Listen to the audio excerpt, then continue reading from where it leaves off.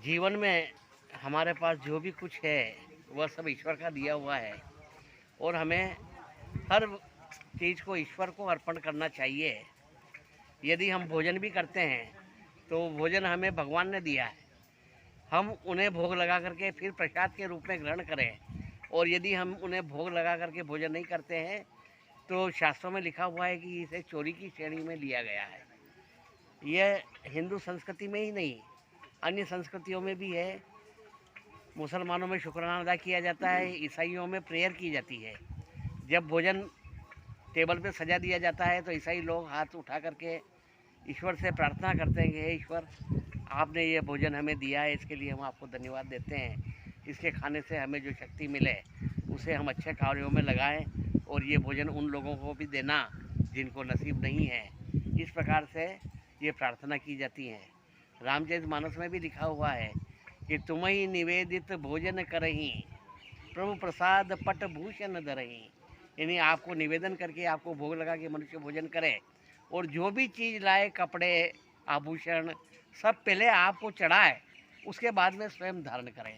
तो ये जो भी हम कार्य ईश्वर को अर्पण करके करते हैं तो वो हमारे जीवन को मंगलदायक बनाता है और हमारे जीवन में किसी प्रकार की बाधा उत्पन्न नहीं होती है। एक सेठ जी की दुकान पे उनका बच्चा बैठा हुआ था छोटा, और सेठ जी को अचानक कुछ काम आ गया तो बच्चे को कह के गए कि मैं नहीं आऊँ जब तक किसी को कुछ सामान देना मत, क्योंकि तुझे पता नहीं कि कौन सा सामान कहाँ रखा है और किसमें क्या रखा है, और मैं अभी थोड़ी देर में आता हूँ, ऐसा कह के वो चले गए। इतनी देर में एक संत वहाँ उस दुकान पर आए। उन संत का ये नियम था कि एक एक दुकान से मात्र एक वस्तु लेते थे। जैसे एक दुकान से हल्दी ले ली, एक दुकान से मिर्ची ले ली, एक दुकान से दाल ले ली, एक दुकान से आटा ले लिया। और उनके पास में नमक चाहिए था तो वो उस दुकान पे आए और बच्चे से कहा कि बेटा मुझे थोड़ा सा नमक दे दे। तो बच्चे ने एक डिब्बा खोला और उसमें से सोचा कि इसमें नमक होगा, उसने नमक दे, वो नमक समझ के दे दिया। अब सेठ आया तो उसको डिब्बा खुला हुआ देखा, उसने कहा कि मैंने मना किया था तेरे को किसी को कुछ देना मत, तेने क्यों दिया?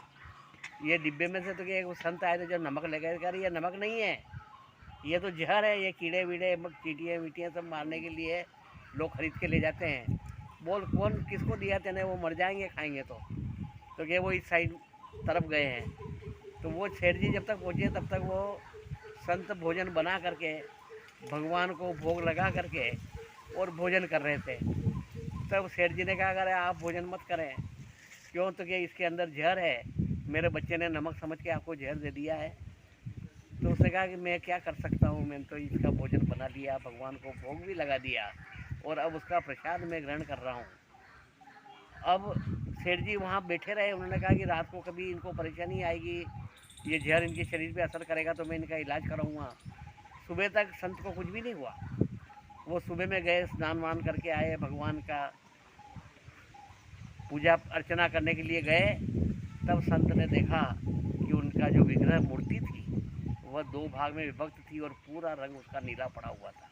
वो जहर था, वो सब भगवान ने पी लिया और उस भक्त को अमृत प्रदान कर दिया, निर्भय कर दिया, और भक्त नहीं मरा और भगवान का विग्रह जो है वो खंडित हो गया। तो भगवान यदि भक्त उसे अर्पण करके कुछ भी काम करते हैं तो वो सब उसकी परेशानी स्वयं ले लेते हैं और भक्त को निर्भय कर देते हैं। इसलिए जीवन में जो भी कार्य करें वो ईश्वर को अर्पण करके करें तो आपके जीवन में कभी कोई परेशानी नहीं आएगी। ईश्वर हर कदम पर आपकी मदद करेगा।